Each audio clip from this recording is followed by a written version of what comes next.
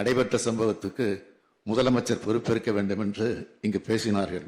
உள்துறையை கவனிப்பவன் என்ற முறையில் மட்டுமல்ல, தமிழ்நாட்டின் முதலமைச்சர் என்ற முறையில் இந்த பிரச்சனையிலிருந்து நான் ஓடி ஒளிவப்பன் அல்ல, பொறுப்பை உணர்ந்த காரணம்தான் பொறுப்போடு பதிலளித்துக் கொண்டிருக்கிறேன்.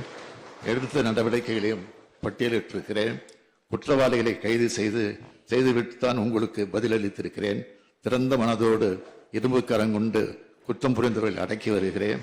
எதிர்க்கட்சி ஆட்சியில் இருந்த காலத்தில் போதைப் பொருள் விவகாரத்தில் அமைச்சர்கள், உயர்காவல்துறை அதிகாரிகள் ஈடுபட்டு விசாரிக்கப்பட்டு அந்த வழக்கு நீதிமன்றத்திலும் இருக்கிறது என்பதை நாட்டு மக்கள் மறந்துவிடவில்லை.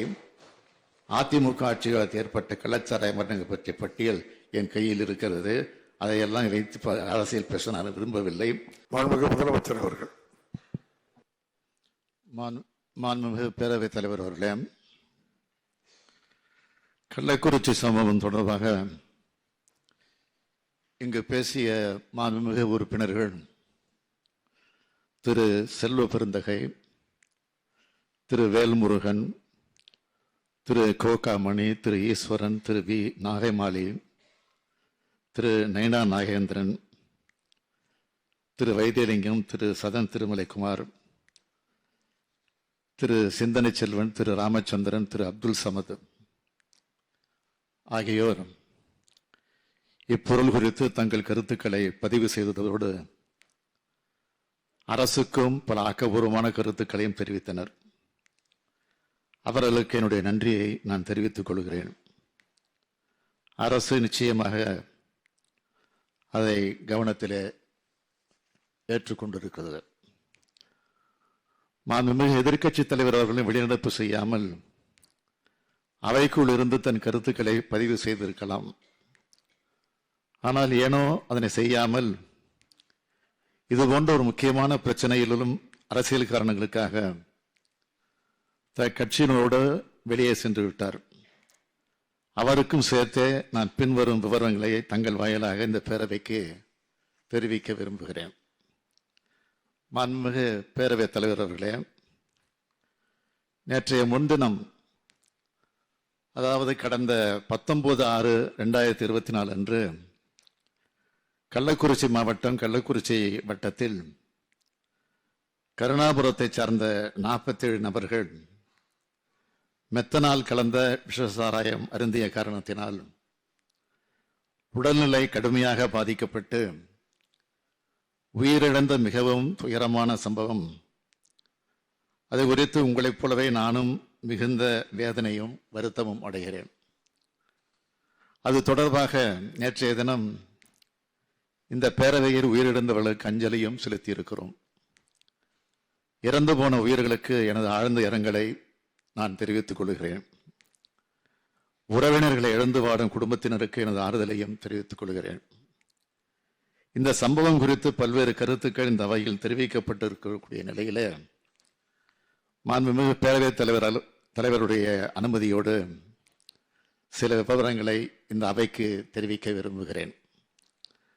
கள்ளக்குறிச்சி மாவட்டத்தில் நேற்று முன்தினம் நடைபெற்ற கருணாபுரம் சம்பவத்தை பொறுத்தமட்டில் காவல்துறை மற்றும் வருவாய்த்துறையினர் மேற்கொண்ட முதற்கட்ட விசாரணையில் மெத்தனால் கலந்த சாராயத்தை அருந்தியதால் பலர் உடல்நிலை பாதிக்கப்பட்டுள்ளனர் என்ற தகவல் கிடைத்தது.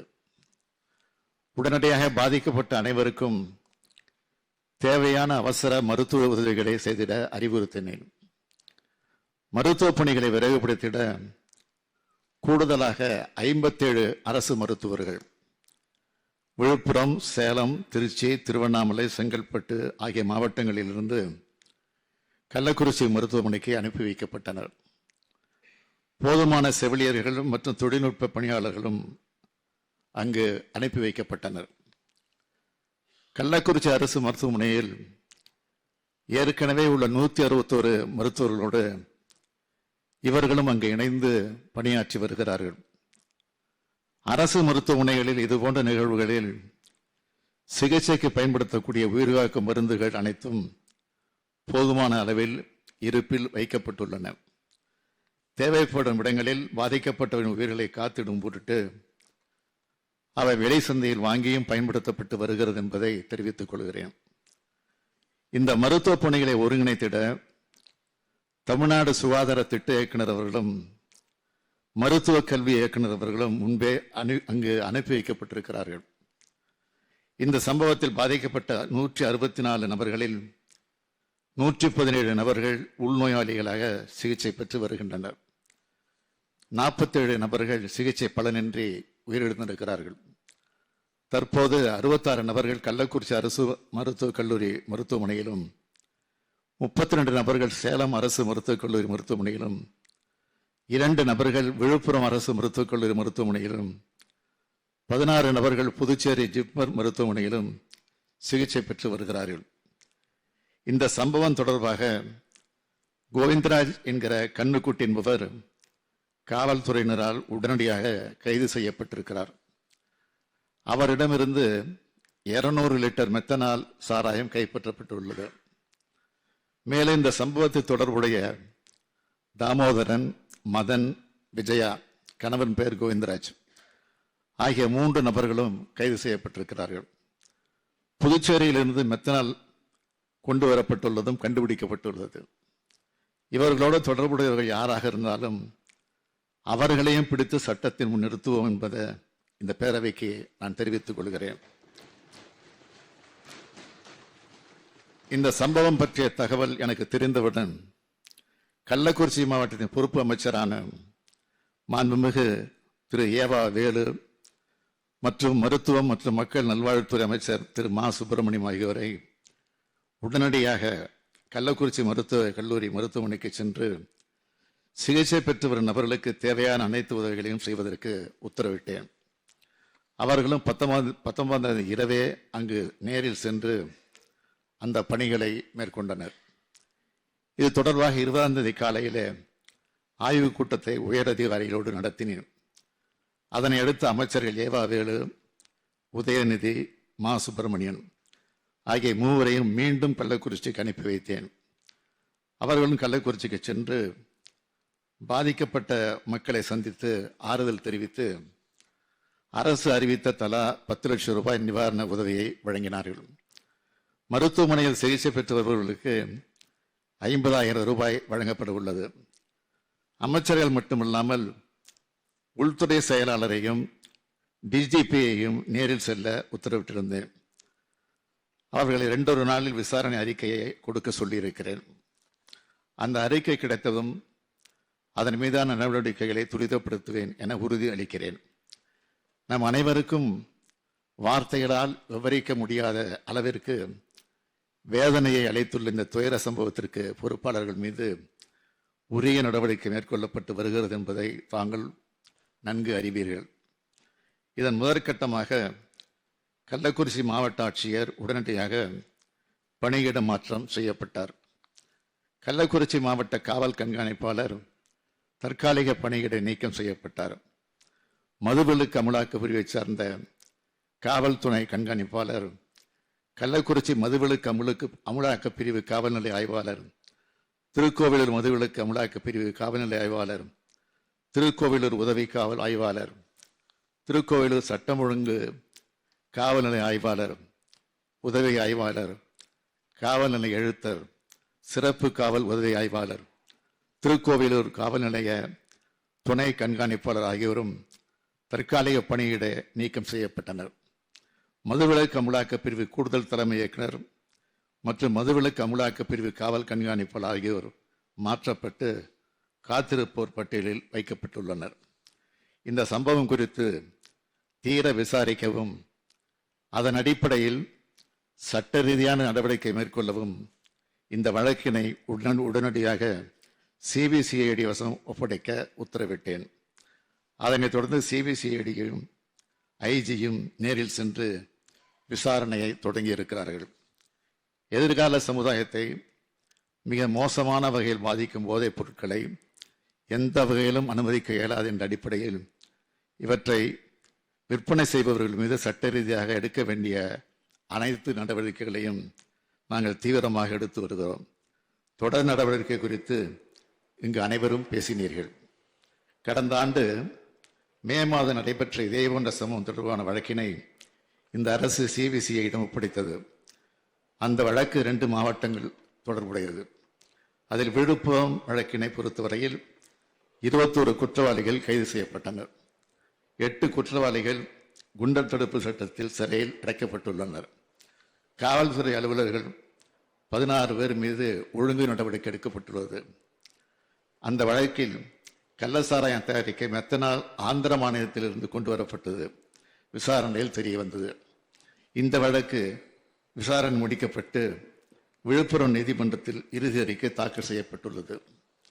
செங்கல்பட்டு மாவட்ட வழக்கினை பொறுத்தவரையில் 6 வழக்குகள் பதியப்பட்டு விசாரணை மேற்கொள்ளப்பட்டதில்லை. 9 குற்றவாளிகள் கைது செய்யப்பட்டனர். அவர்களுள் 5 நபர்கள் குண்டர் தடுப்பு சட்டத்தில் சிறையில் அடைக்கப்பட்டுள்ளனர். 6 காவல்துறை அலுவலர்கள் சஸ்பெண்ட் செய்யப்பட்டார்கள். இந்த வழக்கின் விசாரணை இறுதி கட்டத்தை எட்டியுள்ளது. தமிழ்நாடு அரசு இதில் சிறப்பு கவனம் செலுத்தி கள்ளச்சாராயம் காய்ச்சுதல் மற்றும் விற்பனை செய்தல், போலி மதுபானங்கள் கடத்துவது மற்றும் விற்பனை செய்வது போன்ற குற்ற செயல்கள் நடைபெறா வண்ணம் தீவிர தடுப்பு நடவடிக்கைகளை மேற்கொண்டுள்ளது. அவற்றை பட்டியலிட்டு சொல்ல விரும்புகிறேன்.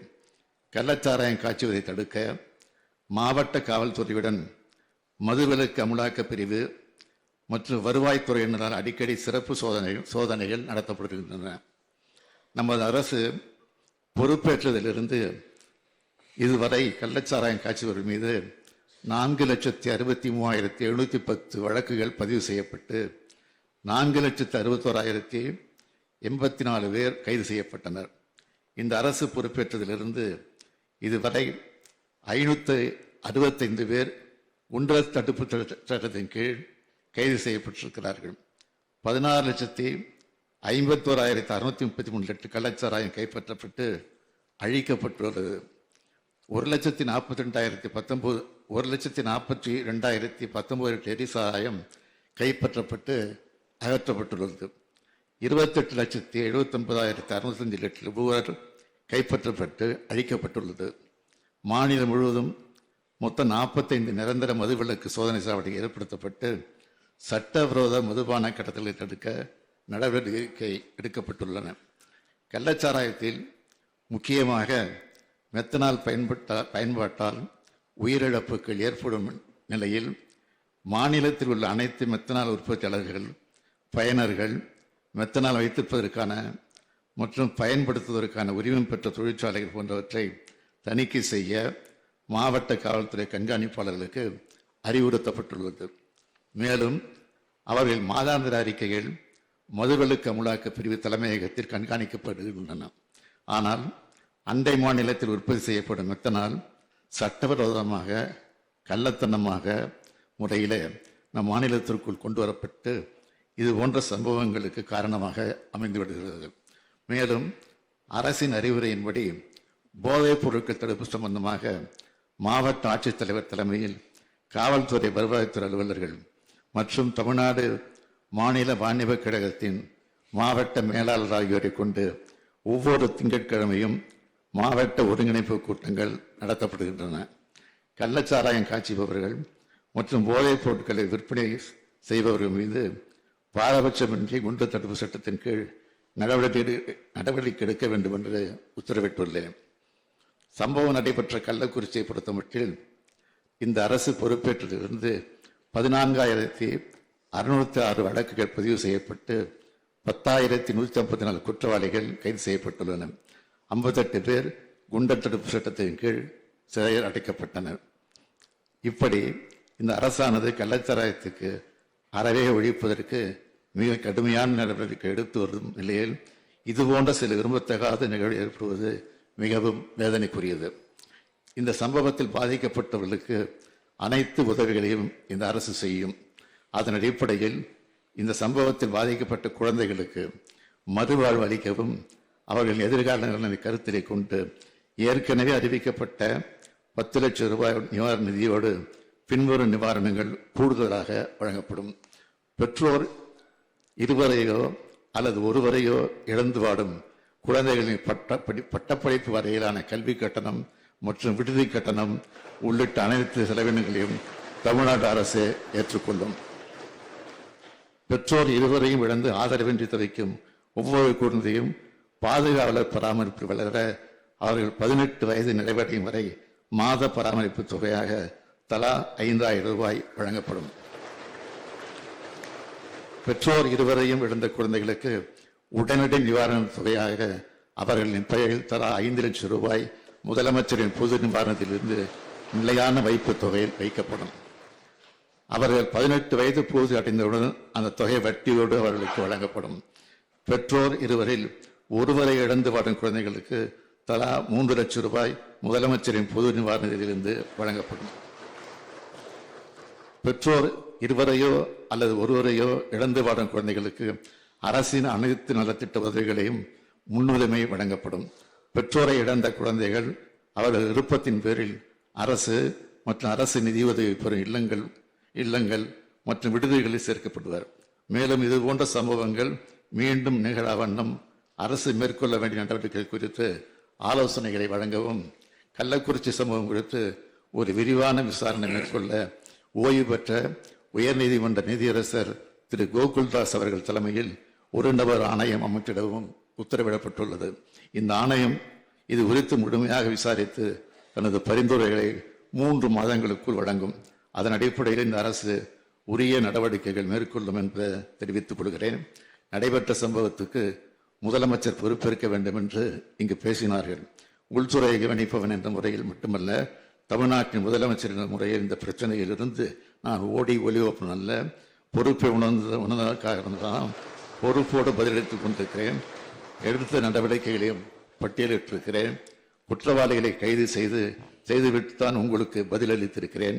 திறந்த மனதோடு இரும்பு கரங்கொண்டு குற்றம் புரிந்தவர்கள் அடக்கி வருகிறேன்.